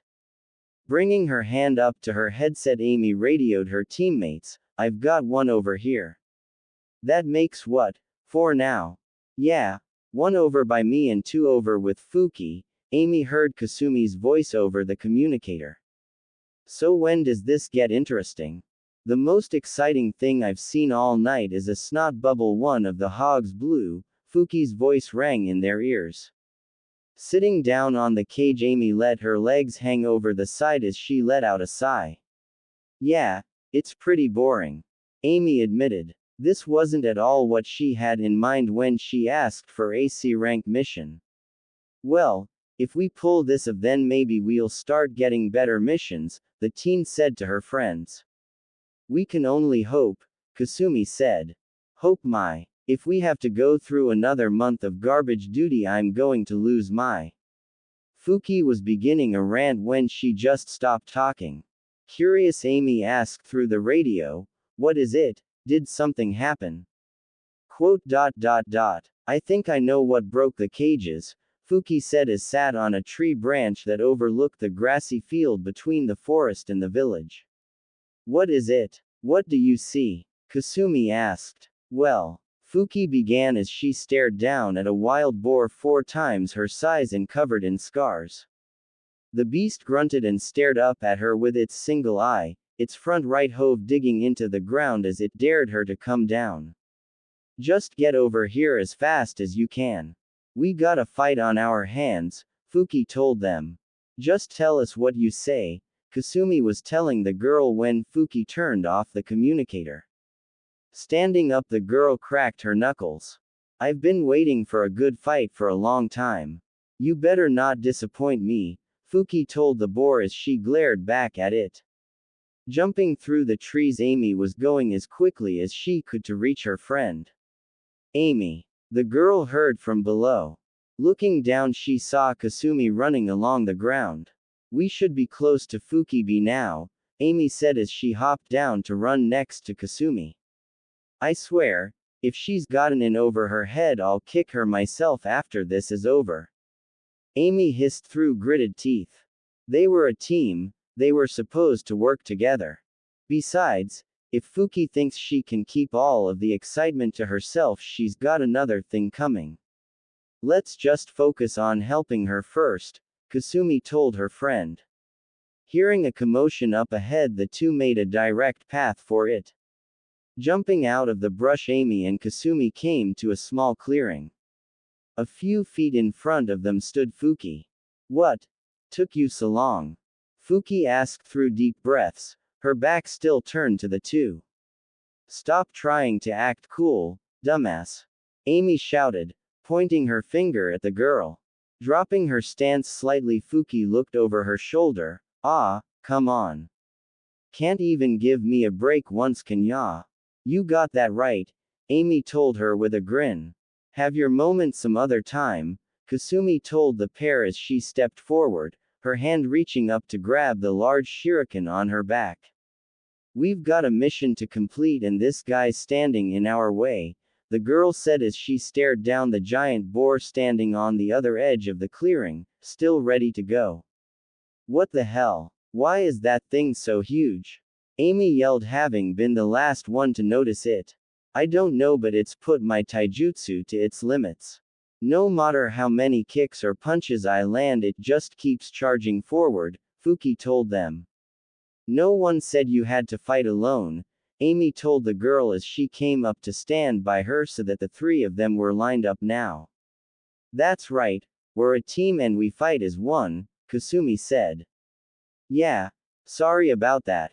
I just couldn't resist the chance for a real fight," Fuki apologized. "But I think I've had a long enough break, ready to go when you are," the girl said as rolled her shoulders. "Good. Then I'll cover the two of you like usual," Kasumi told them, watching as the boar waited for their move. As soon as her two friends agreed, Kasumi leapt into the air. Taking the shuriken off her back, Kasumi spun around mid-air before letting the weapon fly from her hands and towards the boar. Quickly running through hand signs, the girl called out, "Ninja art, Shadow Shuriken Jutsu." And in an instant the single weapon became 5 large projectiles sailing for the wild animal. Seeing the attack coming, the boar jerked its head to the side and pierced one of the many trees with its tusks. Using brute strength, the animal uprooted the tree and pulled it down to swat away one of the shuriken, catch 3 of them with the trunk, and allowed the last to harmlessly sail past it. Coming in from the side, Amy rushed the beast with a kunai in hand. As the girl approached, the boar jerked to the side, fully prepared to impale the teen on its tusk when she jumped back. "Not so fast, big guy," Amy taunted with a grin as she avoided the attack. With its lone eye scanning the area, the wild hog wondered what happened to the other girl, the one it was fighting earlier. From below, the ground began to crack, and before the boar had time to react, Fuki came out, fist soaring up to collide with the wild hog's chin. Rearing up on its hind legs, the pissed hog was going to slam its front hooves down and crush this girl. "Heavy bastard, aren't ya?" Fuki commented, seeing as the animal was still on the ground after that punch. "Figures," she said with a smirk as she twisted around so she was on all 4 with her back turned to the hog. "Just get in the air already," Fuki shouted as she mule kicked the hog's stomach. With her powerful kick, the wild hog was sent into the air. As it was planning out how it was going to eviscerate these brats, when it landed, the hog noticed something glimmer in the moonlight next to it. "Got ya," Kasumi whispered as she knelt down on a nearby branch. Yanking her arms up and over her head, the wire she had wrapped around her fists yanked the shuriken that had went past the boar out of the bushes and sending it straight into the hog's back. As the beast fell back to the ground, the 3 genin jumped out into the open to observe their work. "The village should be able to tend to their fields without issue now," Kasumi commented. "Yeah, looks like our work's over," Fuki said with a big grin, and she rested the back of her hands on her hips. Walking over, Amy poked the wild hog's body with her foot. "Who knew a pig could cause so much trouble?" the girl said with a smirk. With another poke from Amy, however, the hog's eye shot open, freaking the 3 out. With a loud roar, the boar pushed itself up to its feet and knocked the 3 of them back. After sliding to the edge of the clearing, Amy sat up to see the large animal standing in the center with Kasumi's shuriken lodged in its back, blood pouring slowly down its sides. "Damn it!" Amy cursed as she shakily got back to her feet. "If you think," she began as the boar glared at her and gave a loud snort that kicked up dust. "If you think I'll let my first C-rank mission end in failure because of some fat pig, you're insane." Amy yelled as she ran right at the animal, regardless of her friends telling her to calm down. Reaching into her pouch, Amy yanked out her water jug. Opening the container, she tossed the jug into the air. Water style. Pellet storm jutsu, The girl called out after a few hand signs and caused the water that flew out of her jug to form into small droplets and pelt the boar. The hog just shook the attack off and charged the girl. With a roar, the beast thrust its tusks at the girl but was surprised when she caught them in her arms as her feet came off the ground and pressed against its snout. "Don't take me lightly," Amy told the beast as she flipped over its head with a quick turn so that she came to sit on its neck. Wrapping her legs around the animal's thick neck as best she could to prevent herself from being thrown off, Amy began another set of hand signs. Lighting style. Static palm jutsu. The teen cried out, her palms surging with sparks of electricity. Slamming her hands into the boar's wet fur, Amy began to fry the animal, and to a degree herself, as the thing's sequels of pain echoed through the forest. After a few minutes of this, the electricity came to a stop and the boar collapsed to the ground with Amy soon tumbling off of it. "Amy!" The girl's two friends called out as they rushed over to her. "Amy, are you alright?" Kasumi asked as her and Fuki came to kneel next to their purple-haired friend. "I will be, once my head stops throbbing," Amy responded as one last spark arched between the ends of her hair. The next morning had the team standing outside the village, this time with the town folk seeing them off. "Do take care on your way back," the man with graying hair told them. "We wouldn't want our heroes getting hurt," the handsome man from yesterday said with a big grin, his wife standing next to him with their 3-year-old son. "Yes, we'll be just fine," Ishiko said with a big smile, right up to the point she turned around to head back to Konoha and her tears started again. Waving goodbye, the three genin quickly followed after their sensei with a little extra company. "You're really going to keep that thing, huh?" Kasumi said to Fuki as she walked next to the boar that fought the night before. After they'd gone back to the village to tell them what had happened, they found that the thing had stumbled its way after them before collapsing again just outside the village. Fuki had taken pity on it and patched it up the best she could, hence the many rolls of bandages wrapped around the thing's torso. "Of course, it's hard to find a good fighter like this guy," Fuki happily cheered as she rode on its neck. "Besides, I think he likes me," the girl said as she leaned forward and patted the coarse hair on Boar's head, chuckling when it let out a happy snort.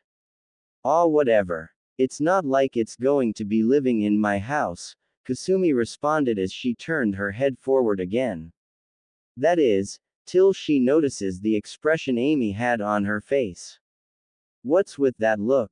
Don't tell me you're that happy just because we completed the mission," Kasumi asked her friend with a smirk. "Yeah, you've been grinning from ear to ear since this morning," Fuki added. Turning her head to her friends, Amy told them, "Are you kidding? Naruto's going to love it when he hears about this. Hell, I bet he was bored out of his mind looking after that bridge builder guy." Turning to each other, Kasumi and Fuki shared a look before giggling. "Hey, what are you laughing at?" Amy questioned as her face started to turn red. "Nothing, honestly," Kasumi waved off as Fuki quickly followed up with essentially the same thing. As Amy continued to pester her friends about what was so amusing, Ishiko led the group and listened in on their conversation. To be young and in love, such a beautiful thing, the woman thought, both happy for her student and miserable because she didn't have her luck when it came to romance. "Good morning everyone," Sakura greeted as she walked into the dining room with a yawn quickly following said greeting.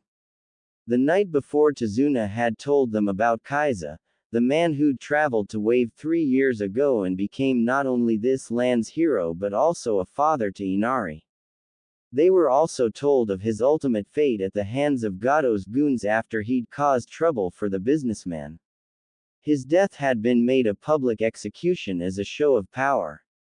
All of them had gone to sleep last night with that in mind, but perhaps she let it roll around her mind the most, seeing as she was the last to make it to the table.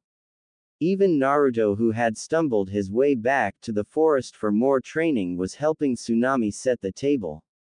As Tsunade placed a plate of food on the table, the pink-haired girl thanked her before digging in. As she ate, she started to notice that something was off. Pausing her meal, she glanced around the room and found that it was odd that her blonde teammate was just standing up to the side. Naruto, you need to eat. After all the training you've been doing, you need to eat. If you don't, you're liable to collapse because your body isn't getting enough energy, Sakura told the blonde. Turning his head towards the girl, Naruto registered that she was talking to him. Since he wasn't particularly paying attention, it took him a minute to put together what she'd just told him. Oh, well, it wouldn't make much sense for a clone to sit down and eat. Chances are I could pop any second now, the blonde told her. Clone? Sakura blinked a few times as she asked. She couldn't believe it. Did Naruto really send a clone back to the house? He could stay out there and train. If you're a clone, then where's the real Naruto? Tsunade asked as she brought over a plate she'd prepared for Naruto. Though it seems she'd have to take this plate herself now. He probably spent all night climbing trees. I'd say he was probably dead from chakra exhaustion by now, but if that were the case, his clone would have disappeared with him, Sakura said. Yeah, that sounds about right, the clone muttered with a quick nod, choosing to ignore the part about chakra exhaustion. Just because he's alive, that doesn't mean he's okay, Sasuke commented. Getting up, the Uchiha pushed his chair in before heading for the front door. When Sakura asked where he was going, the boy responded with, "Someone's got to make sure he hasn't gotten himself hurt." Ah, hold on a moment, Tsunade told the young Uchiha as she placed her untouched plate of food on the table and then quickly walked over to his side. I'll come too. The walk should be good for me, Tsunade said as Sasuke looked up at her with an odd look. Though the Uchiha just shrugged his shoulders and let the woman accompany him. Over the past few days, it had felt like a breath of fresh air having Naruto around the house. Whenever she'd be confronted with a difficult task, he'd be there to lend her a hand, and when everything was done, she could just sit around and talk with him and Hinoka about everything and nothing for hours. The least she could do was take a little stroll to see if he was okay. Near the location, Team 7 had been training. A young woman with long, beautiful black hair sat gathering herbs. She wore a light pink, sleeveless kimono with darker pink trimmings, a black spiral pattern dotted around the garment, and holding it together with an off-white obi. As she busied herself, a small brown and white bird swooped down and landed on her left shoulder. She smiled at the small creature, but soon it left its temporary perch. Watching with some amusement as the bird fluttered off, the girl was surprised when its path led her eyes to quite the curious sight. Further away laid a blonde teen passed out in the grass and covered in more of those birds as the morning sun illuminated the forest floor. It didn't take long for a look of recognition to pass through her eyes as she stared at the boy. The blonde laying over there was the same blonde who confronted her after she'd put Zabuza into a death-like state. Getting up, Haku steadily made her way over to the sleeping teen. Coming to a stop next to him, she contemplated what she should do. No was the perfect opportunity to eliminate one of her master's adversaries, while he was sleeping and helpless. Her hand guided her as she knelt down next to him, but just as she was about to wrap it around his neck, she stopped. "You'll catch cold if you sleep here. Wake up," Haku softly spoke as her hand moved over to rock his shoulder. Cracking his eyes open, Naruto pushed himself up into a sitting position. "Who the heck are you?" A still sleep-addled Naruto questioned. Once his mind caught up with his body, the boy realized that he'd been woken up by a pretty girl, and with the faintest of blushes he asked, I mean, where did you come from? You know, what are you doing out here and all that?" "I'm gathering herbs," Haku told him. "Herbs?" the blonde questioned. "That's right," Haku told him with a warm smile. "They're for treating illnesses and healing wounds," Haku told him. "That's so. Naruto thought aloud. After a moment of the thought he looked back at the girl and asked, "You think I could help?" At first Haku was surprised by the offer, but she quickly accepted his help with a gentle smile. For a while they searched the small clearing, silently enjoying one another's company as the basket Haku brought with her slowly filled up. Every now and then Haku would look up from the grass and glance over at Naruto. She couldn't quite put her finger on it, but just being near him like this sent a warm feeling through her body, as if she were wrapped tightly in a thick blanket on a cold and windy night. Was it because she was spending time with someone her own age as if she were a normal person? Well, regardless of the reason, she was content with enjoying this feeling while she could. At some point Naruto turned to Haku and sat down. "You start work pretty early," the blonde comment zero. Having noticed him face her, Haku had paused in her own herb gathering and waited to see what the blonde wanted. After hearing his comment she told him, "I like it early. It's calm, but I didn't think I'd find anyone sleeping out here in the woods." He, "I'm training," the blonde happily told her. Given the boy's enthusiasm, Haku remained silent for a moment as she stared at him with slightly widened eyes.